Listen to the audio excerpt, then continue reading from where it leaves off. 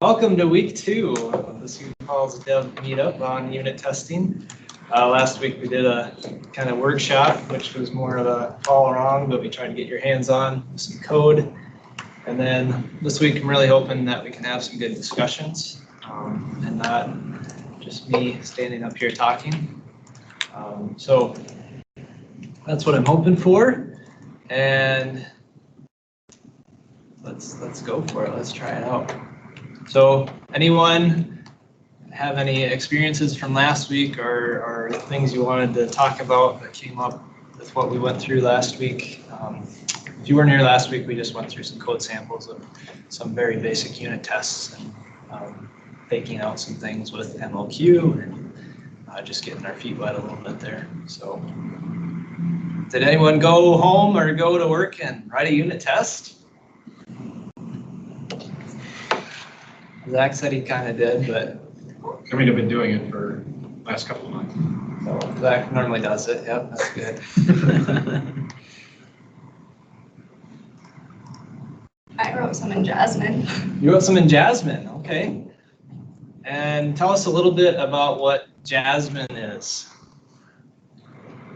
It's for testing JavaScript. Okay. Did you see some similarities between what you were writing and what I was showing in C#? Yeah, I mean, kind of, I think, kind of like the arrange, act, assert thing is kind of like a universal pattern that you can use. Cool. Oh, it's good to hear. Yeah, I've done a lot of Jasmine back in the day too, so good to hear that. You can test JavaScript. Isn't that incredible? Probably not jQuery so much, but objects and things you can test JavaScript. So, cool. It's good. My experience today anyways is that I wrote a bunch of tests. Things take a little while and then business rules change a little bit on you, so you change that value, and I broke 19 tests, so I had to go back and for some reason I was calculating out some totals of how much this thing cost, and when I changed what was in there, it percolated down into all this other tests. So I think it showed that my test setup wasn't quite exactly right. But for me, it's like if I didn't have these things, I go back and I change this over here, I don't even know if I broke what I worked on a week ago. So for me, I think it's going to be very valuable to really harden down. But I've also found that if those the way this page works isn't very hardened and it's kind of fluid and people are saying, well, it might be this or this or this, it's really hard to put a deterministic approach on code that hasn't been very deterministic. So trying to say, hey, you're going to give me this set of data and I'm going to do this with it, it's been hard to really hammer down. So that leads to how much extra time we spent on this current piece of work, for good or bad. And that's a whole nother discussion. What do you do when work just keeps taking longer? So no one else is writing unit tests? Max and I are for our intern project. Okay. Tell me something about it. We're pushing 50 tests now. Okay. It's all C#. So we've got tests on our service layer, so we're faking out the database, and then we also have controller layer tests. So it's kind of like the two areas we're testing. Yeah. And how does that make you feel? Feels pretty good. I ended up changing a couple, like in one spot I changed the return value, and I noticed it broke a couple tests, and I was like, oh, well, that's probably good, because like I have tests covering that case where it returns a certain, like we're returning like a forbid out of a controller, or we were originally returning an authorized, and I switched it over to forbid. It broke the test, which I guess that's probably a good thing that it broke, so we know that we're actually testing what we're getting back from the controller. Yeah. So. And if you had not caught that, your JavaScript might have not caught the thing, and you said, oh, I changed this for a reason, and then you have to go change it there. You had your first flavor of the Kool-Aid there, really helping you out. Good. Okay, let's see, what was my first question? Let's go. What experiences do you have with automated tests or lack thereof? How has it helped you? How has it hurt you? Can I ask a broad theoretical question? Yes. So after your last presentation, I got in a discussion with some developers who, like me, have some experience with tests, but don't have a lot of experience with lots of tests on big projects. And one of the guys brought up this blog post about test-driven architecture being this sort of negative thing. Have you heard of this? Basically, the argument is that creating a lot of unit tests can actually harm the architecture of your application because it restricts you so much. I didn't read the article myself yet, Sure. but there were lots of opinions from people who I don't think were experienced enough to talk about them.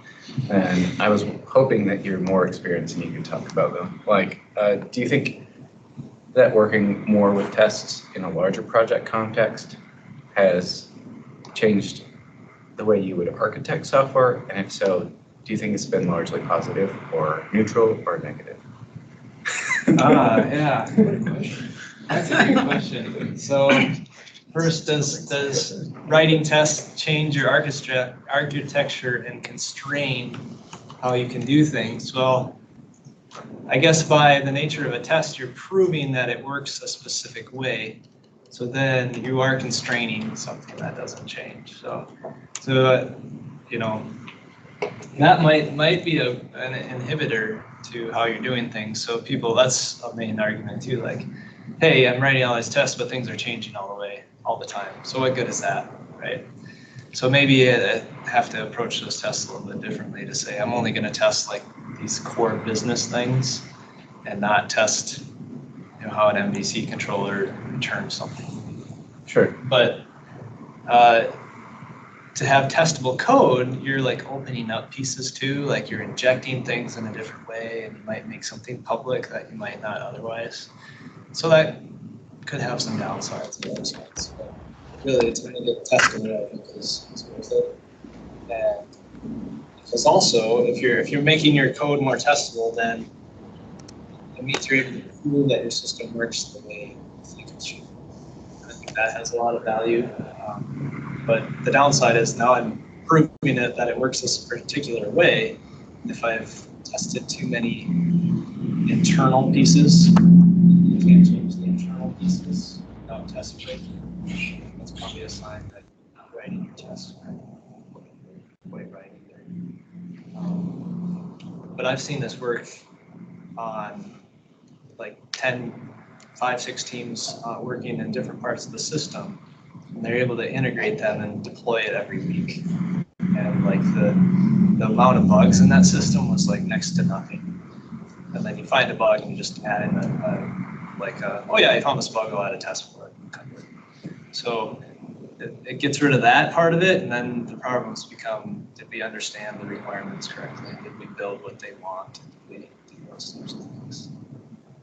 So in that case, for a large group with a lot of microservice type things, people were pushing things out and they had to integrate it together and they had to work together. They were very successful with having a bunch of small tests and then some integration tests that kept the thing moving. So if you don't have any tests and your company says, let's deploy more than once every year, once every 3 months, and then they say, let's deploy quicker and let's deploy quicker, that's another value of tests. If you don't have those tests, you can't move faster. Did that help? That was rambling. There are too many questions. Well, my question was rambling too. Go ahead. As far as test-driven architecture, I don't see it as a problem. People who are resistant to test-driven architecture, as it's called, are typically people who are used to doing things in like a last decade sort of way. In my experience, test-driven development has made the code cleaner, less complex, less fragile, And it's really separated, it's encouraged or enforced the separation of concerns. So without hard coupling things together and without relying on a bunch of like session management stuff to get the work done that you need to do, you actually end up with a cleaner, more robust, more responsive application. So I've actually done 100% pure TDD a while ago when I was working with Ortman, and the two main takeaways I had from it were, at first it's very tedious when you're making tests for every single little getter and setter, and I was just like, ah. But the flip side of that is you get really fast at doing them, and then it's, you know, it's just busy work that you just got to get done quick. And one of the surprising takeaways we had to do with complexity. And with a test-driven focus of only doing what you actually need to get this done, we had a coworker who was famous for over-architecting everything. You know, he'd have, it's like, well, I have these extra 5 parameters because in the future, eventually we might expand and need this stuff. And he'd do all of this over-architecting. And TDD was a very polite way to really rein him in and pull him back in and be like, no, just deliver what we need and quit wasting time making, you know, predicting what we think we'll need in the future and putting all this extra logic and everything in there. Just keep it, you know, exactly. It's like, here's what the specs are. You know, do the specs, don't over-architect stuff. So that was one thing that we weren't really expecting that was a really big win for us, was the decrease in the complexity and making sure that we were only architecting to what we actually needed, not what we were predicting we need potentially 2 years in the future. Nice. So if you've listened to Weekly Dev Tips, I highly recommend that podcast by Steve Smith, our Dallas is his Twitter thing, but they're about 5 minutes each. And that points out something like you said, you should make it work, make it right, and then make it fast.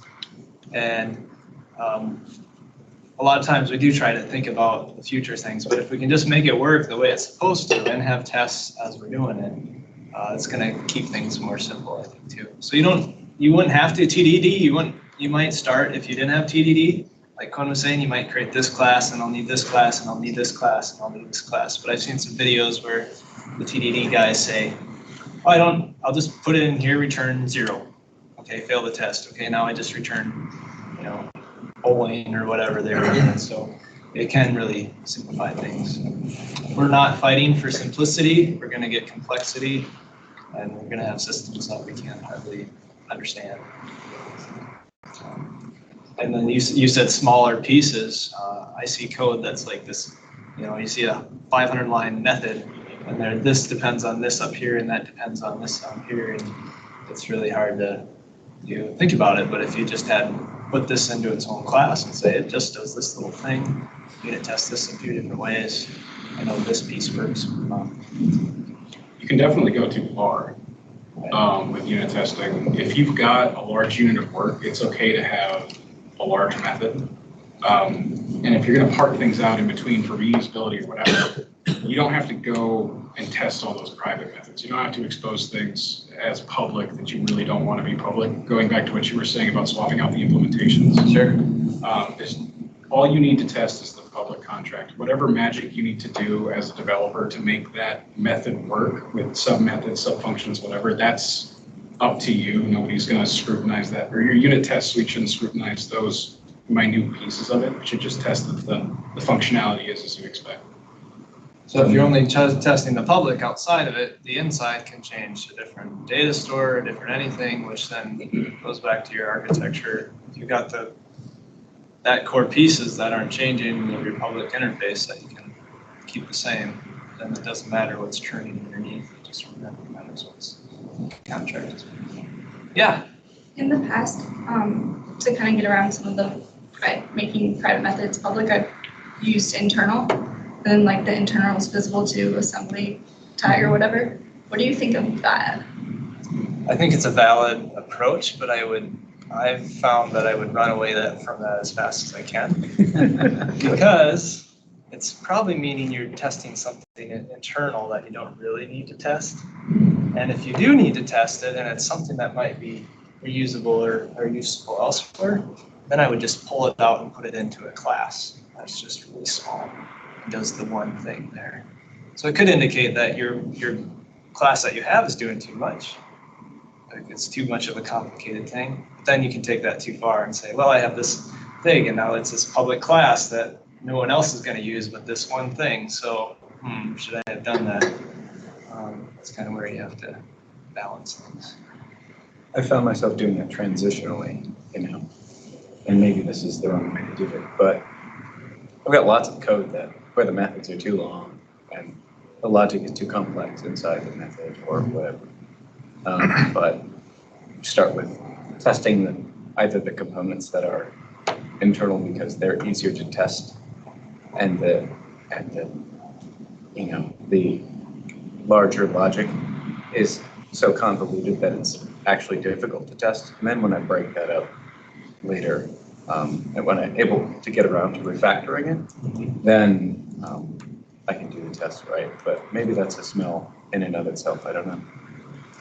Well, if it's existing code, how do you change that code? Like, sounds like you don't have a lot of tests around that thing, and then you're like, maybe That's that's going from 0 to 3 0. instead of what probably should be 0 to 10. But Sure.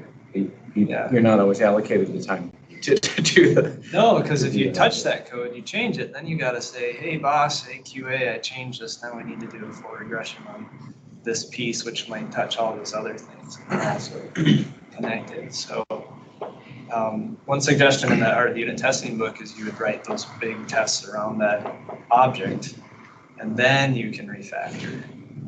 But unfortunately, to get the big test that you need is going to take you a lot of time. So there's always this, but testing, and then you said testing getters and setters, that's like the easiest thing. But it might not be as most worthwhile, but it can take you just a few minutes to cover it. At least in my limited experience, I've often found if the method is really long and the logic is complex and it should be broken up anyway, Yeah. testing it is often extremely difficult because they're just it's doing way too much. So the tests have to test way too much. Yeah. Yep. And so if you had TDD did that thing, you would have small pieces that are together and you'd have actual architecture instead of just code in a big. If I had, yeah. If you had. But we don't always get that luxury. Dustin said, I've used internals for creating seams to break apart dependencies that will only change with test code.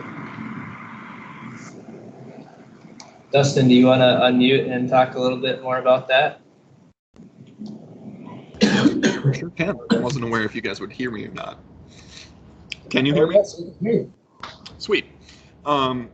So yeah, oftentimes what I find is that when I'm trying to test something, I don't necessarily want to make a dependency public because the public API, my consumers will never really change what that dependency is. For example, like I was going to say a repo, but you might pass those in. So there have been instances where it's like, okay, I need to stub this thing out because I can't hit it with my test, but I don't want my public API to be able to change this thing or to add complications to my public API. So if you make it internal and then set internals visible to your test class, you can kind of hide some of that dependency setting, some of that dependency injection without muddying up the public stuff.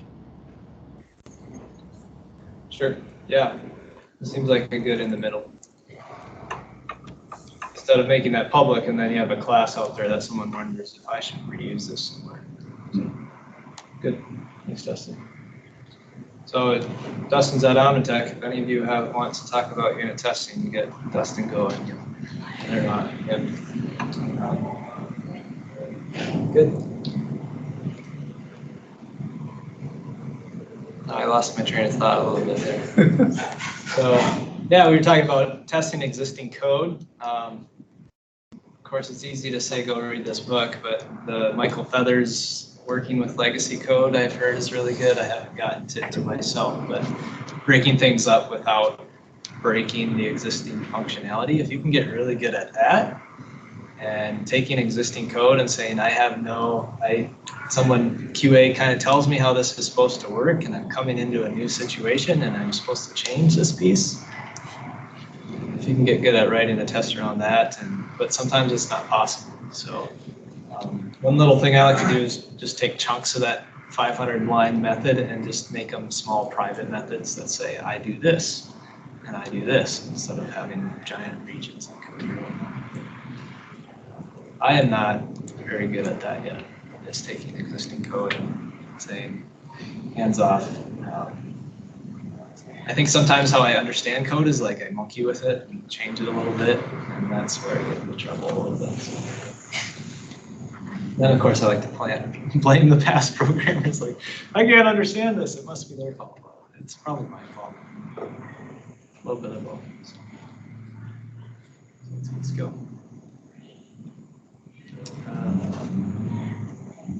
Any questions from people?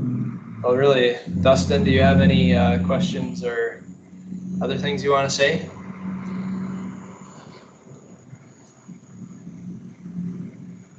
I had a comment about testing getters and setters.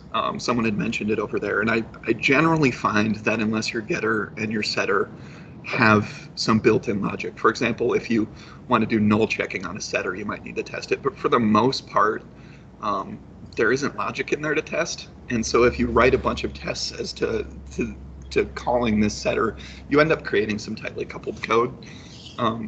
Sometimes it's beneficial, sometimes it's not. As everything unit testing wise, it's an art. So take that with a grain of salt. Yep, that's good. I suppose you'd end up testing those indirectly too. But pure TDD, you'd have to fail the thing before you write the setter. Yep, that's good too. All right, good stuff. Here's a fun one. How do you convince your team or the boss that it's worth the extra time it takes to write more tests? Does anyone have a story of trying to talk about that with your teammates, or there's a guy over here? Yeah, so joined the company I'm at almost 2 years ago, and I came from a more, not pure TDD, but we had a unit testing focus at the place I was working for. Get to this company, and there is barely any unit testing going on. And come to find out, it's not management telling us we need to work faster. It's actually the devs on the team saying unit testing is a waste of my time, and it slows me down, and it's hard to do, and it doesn't add value. And it wasn't until earlier this year when we started running into, we onboarded a bunch of new people. Once they finally got up to speed and writing code on their own, we started breaking all kinds of things. Regression issues started showing up everywhere. Developers were getting frustrated because they would have to go back and fix the things that they had just written last week, or just fixed last week, and the week before that, and the week before that. And it was really getting on the dev team's nerves. So as soon as we introduced, of course it was costing the business too, because as bugs get promoted, they get more expensive. So the business put forth an initiative to ramp up unit testing, and the developer buy-in, it was just the perfect time. It was almost immediate. We had 2-3 developers that as soon as it was mentioned, were just like, yes, I'm gonna go write unit tests right now, so I never have to work on this code again. Right. So that was a good perfect storm of lots of regression and then having higher up say, hey, we're going to do this, and then what are some ways that you helped people learn about the idea? Well, we actually went through the art of unit testing over a series of lunches. So it took us about a month and a half, I think, to get through it. And just as we were going through that, developers were picking up the skills and starting to go and try them out on their own, bounce questions off of, I was leading the learning, so they were bouncing the questions off of me, and I think off of you more often than not. And as soon as they got a taste for it, it seemed like, past few Logan were just running with it. Yeah, that was cool to see. Hey, there's instead of a code review, hey, you should really write some tests. And then they'd say, I don't really know how to write tests. Other people, and then you'd say, well, I can't spend 4 hours with you to try and get some tests going. So we have to let it go to people doing it. So we still have some work to do on some other people to get them going. And then we have a weekly meeting that we talk about how we're improving on that area. So here's a question. Do you think it was just the new people like myself coming on and making bugs, or was it a problem before? It wasn't as much of a problem as I was joining a couple years back because most of the people there were experienced with the code and had that sort of wider domain knowledge. It became a problem when we had it's sort of an issue with attrition. We lost a bunch of people and we had to rapidly fill those spots. So brought a bunch of competent developers in that just didn't understand that the code that we're working with is just a big spaghettified mess anyway. But what the actual business was that was going on, the solution or the problem that the solution was trying to actually solve in a wider context. So people would come in and with this sort of laser focus and get done what they needed to get done. And then without the knowledge to test the surrounding bits of the application, we had a lot of those failures. So is domain knowledge enough of a reason?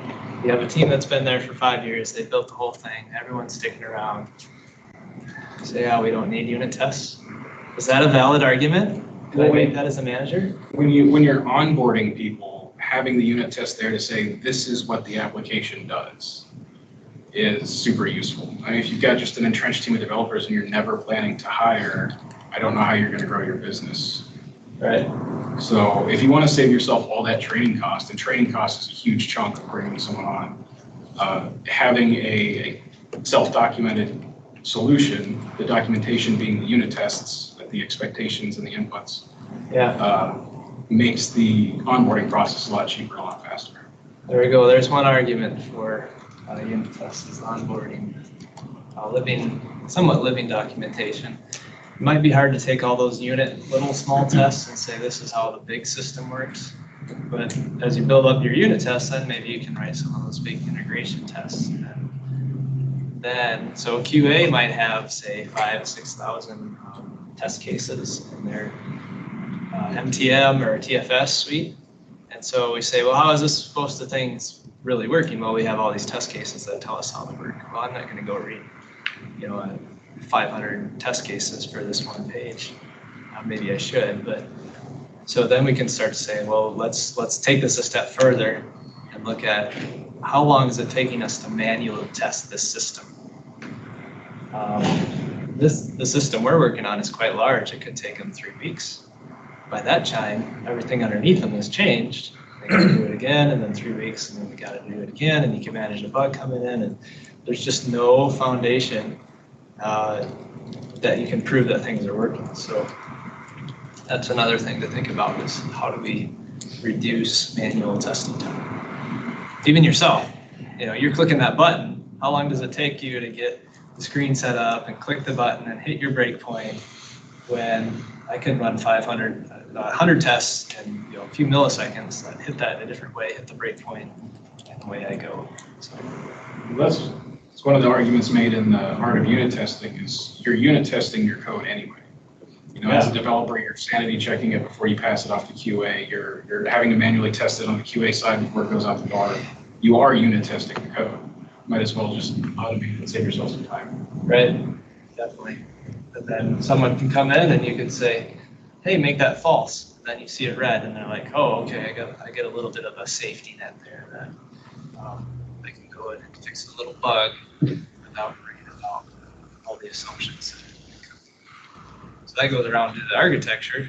You got tests, someone's thinking about how this thing works, and then it doesn't let them just add an if block here and a true false there, or appear to fix this thing. They gotta think about it. Good story. Anyone else? I have an Omnitech story, but then there's a story for you guys. These guys are all Omnitech, so. I think the biggest thing that I've noticed from unit tests is that idea of that quick feedback cycle, right? That especially in Visual Studio with live unit testing, as I'm writing code, it's telling me if the code that I've written has broken any previous assumptions that's been made. And it makes it so that you can actually get that feedback faster. You can respond to it. You don't have to keep so many things in your working memory because your tools will help you take care of that. Yeah, my brain and memory is definitely not unlimited. So that helps me a lot. It's like I have a bookmark of what I'm working on. I can think about this piece here. I don't have to worry about all that other stuff because that just wears me out. And then, yep, that's a great point. Quick feedback is what we want. Yeah. I think just tying into what Dustin just said too, I know in my experience setting up unit tests and going through while I'm writing code, it's almost like generates a high as I'm going, in which you see all these tests passing, like, okay, this is awesome. I'm feeling more motivated to keep going. It's like, it helps, I don't know if anyone else, but I know it helps me continually working harder and keep productivity up because I'm like constantly getting that, this is working, I'm doing something positive. And what if you're in the middle of a test and I come over and talk to you for 15 minutes? I know where I was. You know where you were, right? Yeah, you have that test that either just failed or you can say, hold on, I'm just gonna fail this thing and then I know. Yeah. You come back the next day, you can just leave, come back, okay, and what's next? And one of the biggest like time costs, I think, with TDD is like your first initial learning how to do it. Like once you learn how to do it, then it's a lot faster. Yeah. So I mean, it does take a little bit of extra time, but most of that time is in the learning, which you should have already done before you get on the client's product. Sure. So that should help too.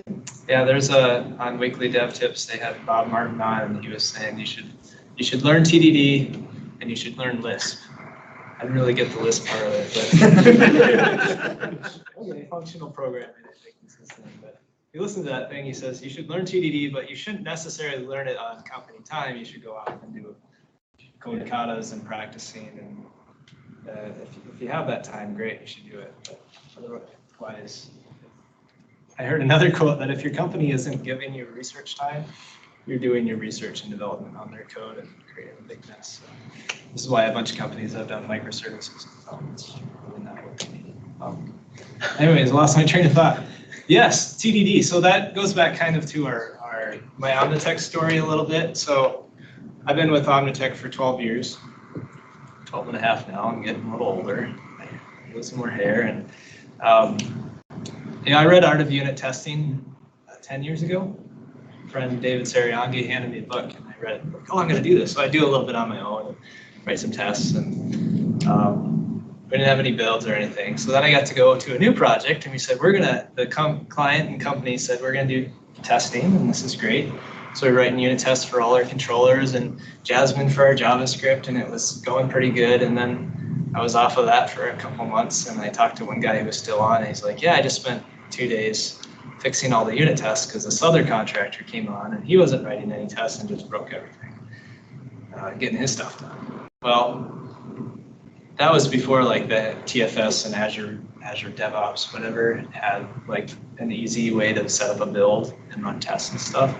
So that's my lesson one is that if you have a bunch of tests but you don't have a build and it lets you check in without running the tests, someone is not going to run the test and they're going to check in junk and then you're going to get latest and you're going to run the test and it's going to fail and then you're in problems and then they say what use is it? So if you have tests, have a build. In Azure DevOps it's like a 3-minute deal, 5-minute deal maybe to set up, so it's a must. So we were writing it there but that was just at this company. Omnitech people were doing their own thing, getting stuff done and so then even just this last year, our owner pretty much said, I see the value of this automated testing and I see that we need to have a little bit more of a kick in the pants to kind of start doing it more. So we've started a weekly discussion on how do we do this more at Omnitech? How does this affect sales? How do if someone's off at StaffHog, how does that affect them? How do we help teach each other on how to do it? So one of my goals there is for myself and maybe for especially new hires and things, this is the way we do things now. I want to be so good at unit testing that my friend used to say, I want to be so good at guitar that when they hear me, they'll throw up. But that's not quite the right quote. So I want to be good at it that like, even if you told me not to unit test, like I'm going to write tests because I don't know how to write code otherwise. I'm going to prove my stuff as I go. And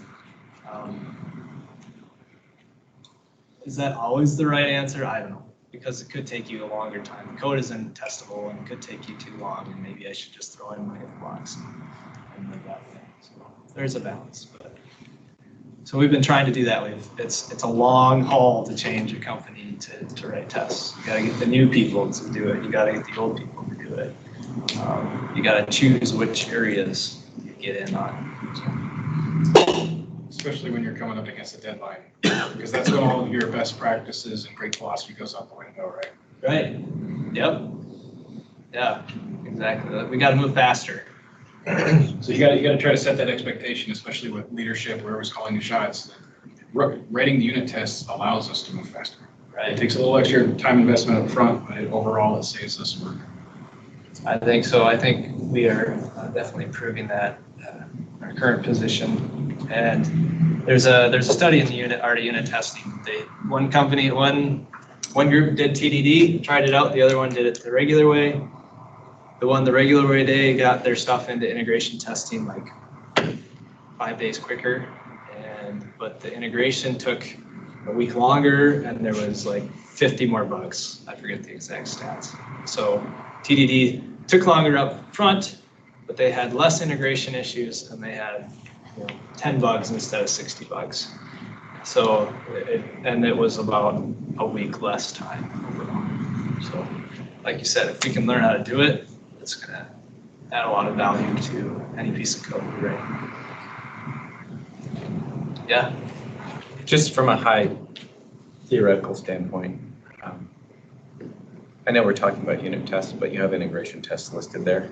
Yeah. If you had a project that had 0 unit tests and 0 integration tests, and you had to choose between what you were going to implement first, hopefully, and then to follow up with the other, would you start with unit testing or would you start with integration tests? It's good. So the pyramid, obviously, we want more unit tests for other things. I was brought on to a different company to just write UI tests because that was what they said. Okay, we got these QA people, they know how to write code, so let's write UI tests. And we're using Selenium, which was fine. And we spent way too much time on 90% passing because an element wouldn't be there or whatnot. Now, I went to NDC a couple weeks ago, and there was a guy speaking, and he shared this Cypress.io. It's like he said, Selenium was so 10 years ago, and the Cypress IO is so much better, and it has built-in stuff. So the tools might be better now. Getting around that, you'd have to add some IDs and stuff to there. So would you start with integration tests or unit tests? I would say any new bug and any new work should be unit tested. So you get a bug, you're gonna write a test around that. Now, if the unit test isn't possible, then you maybe write a bigger, you get a bug, you say, let's write this bigger integration test.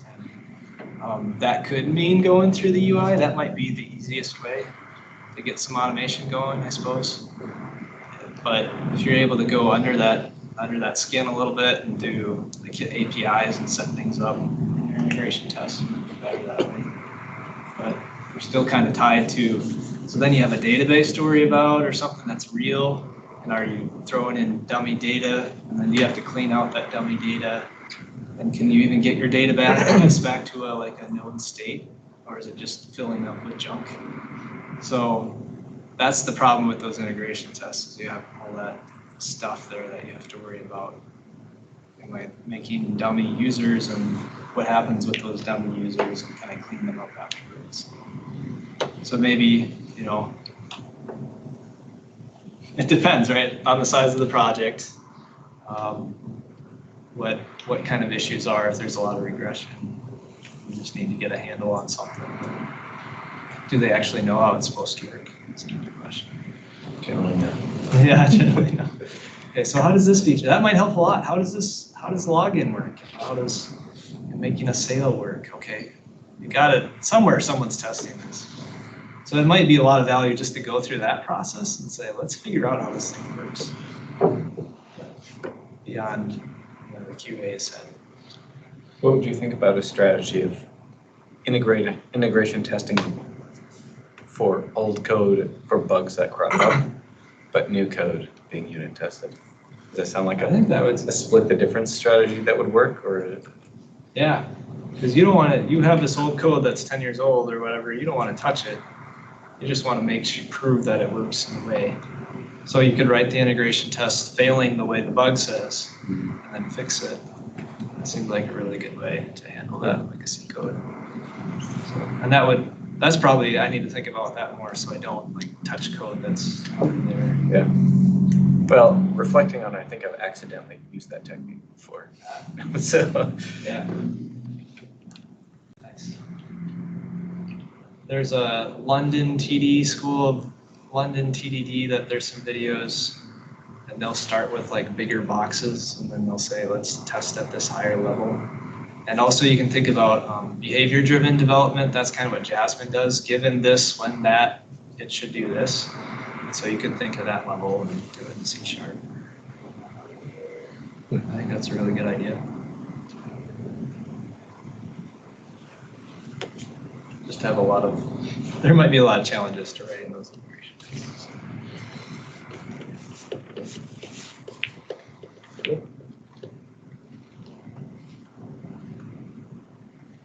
Dustin says it'll depend on how testable your code base is. Yeah. And I'm assuming that if they didn't write tests, that's not going to be very testable. But, .NET Core now has injection built in. People know about dependency injection. Yeah. So maybe they do have small classes, or maybe they have a bunch of giant classes that are injected that are called helper or manager that does, or service that does everything. Here's a question. How do you name a class? No, there's like helper, and then it grows, service, and then it grows. I've been fighting with that. So just name it utils, and then you're good.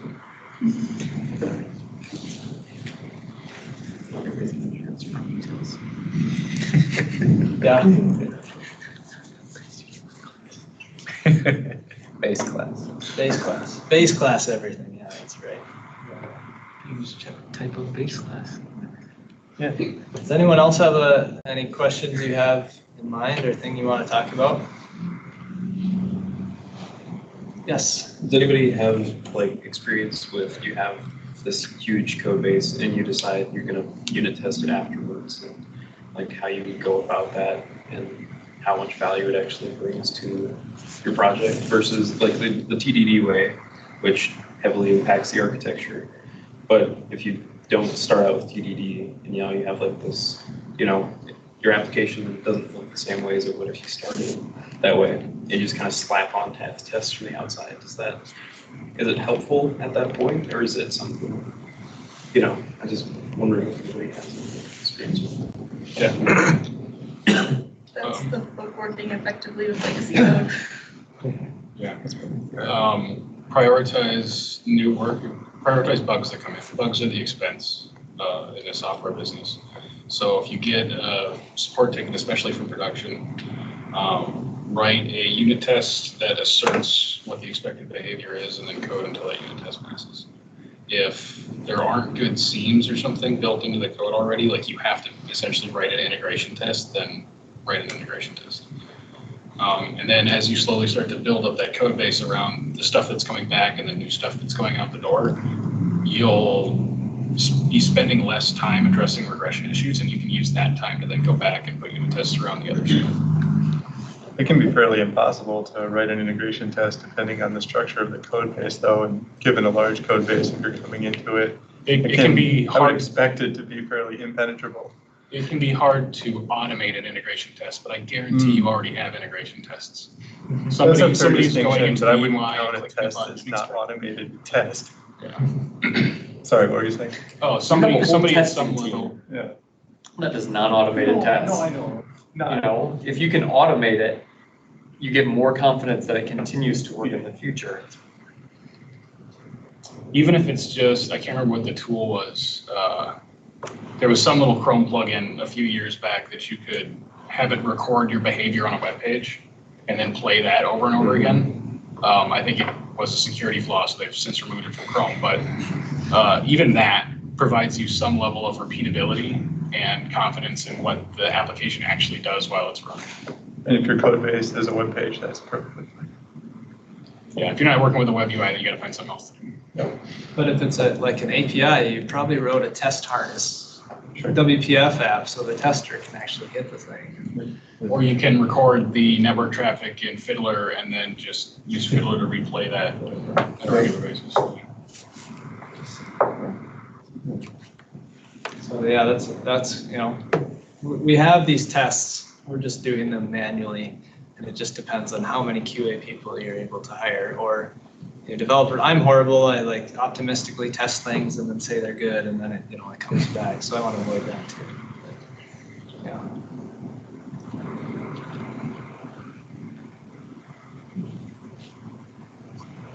The hard thing with the legacy code base is you can't change the past, right? You got to start somewhere, and you can't just say, hey, I need 6 months to cover this thing, and then 6 months to 2 years, maybe depending on the size, to cover this thing. So start somewhere. As part of your regular development process, just add a test in.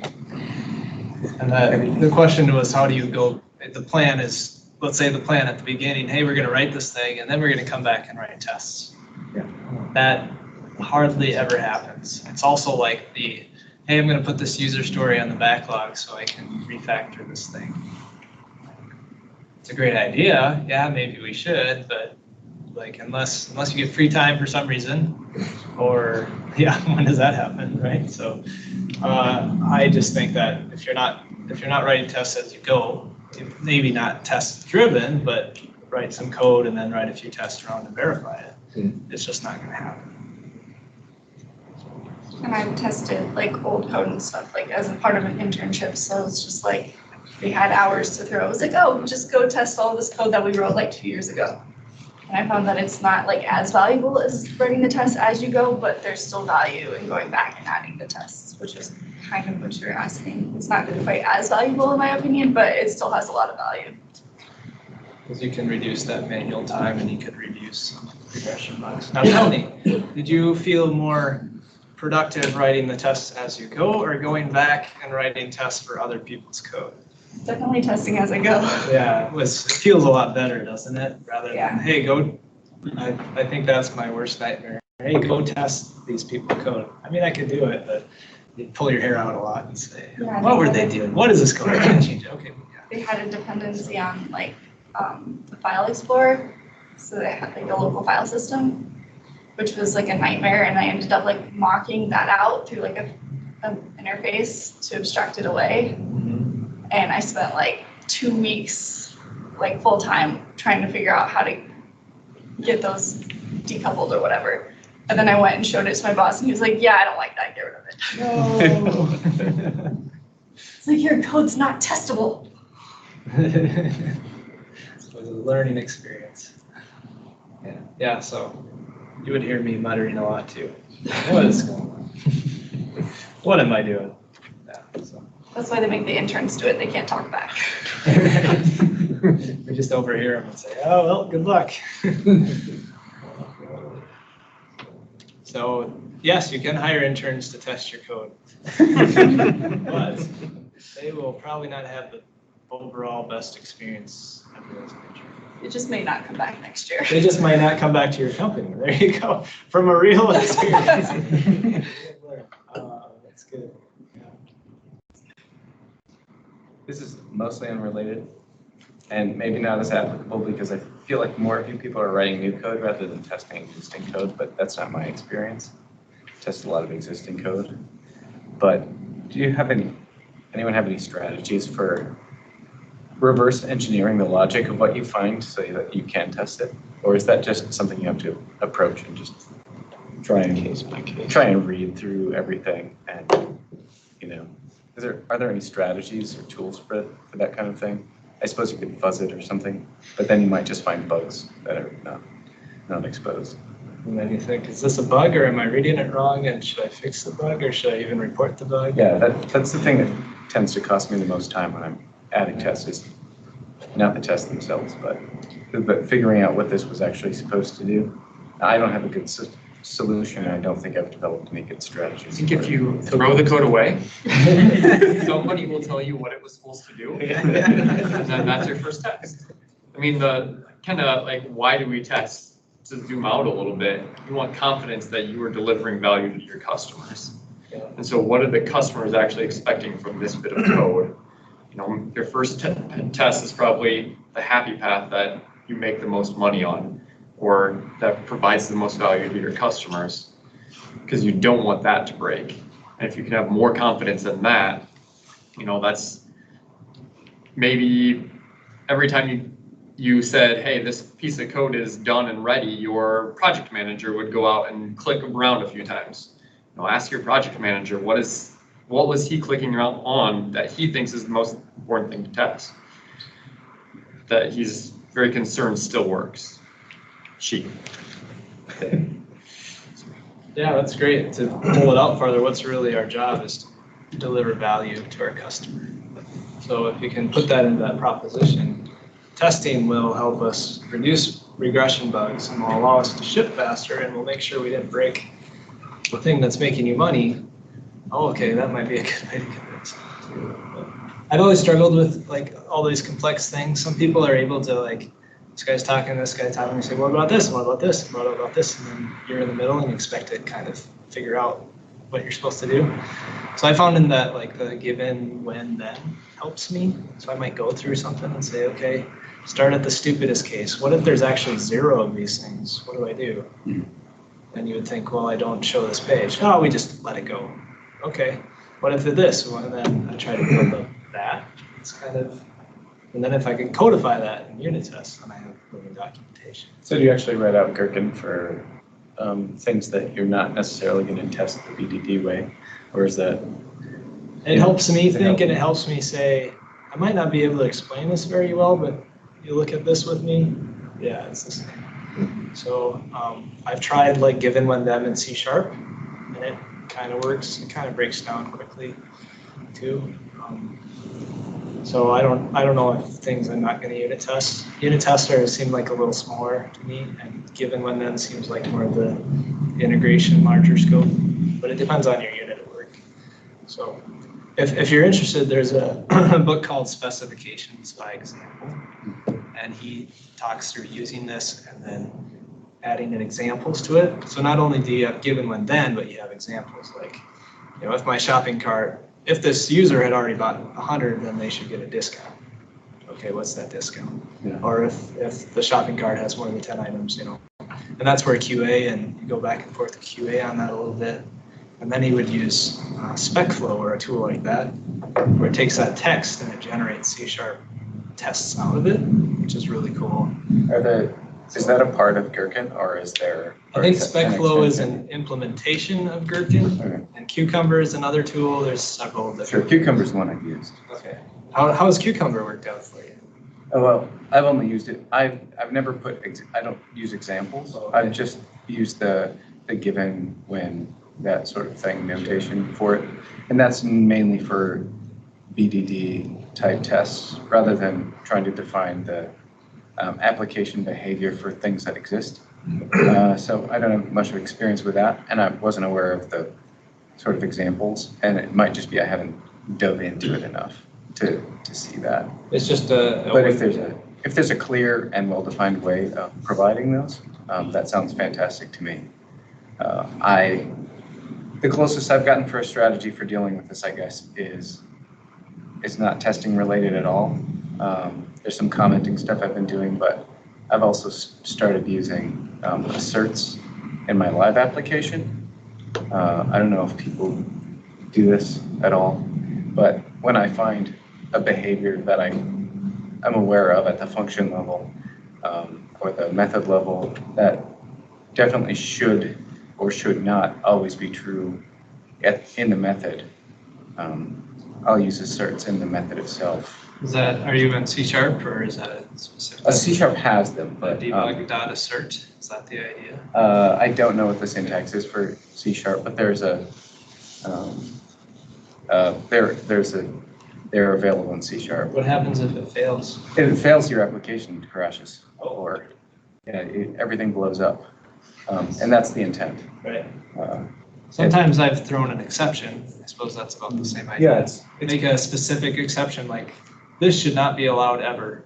Boom. Yeah, and a lot of languages that have asserts like this, they're like Pythons are an extension of their exception handling. Okay.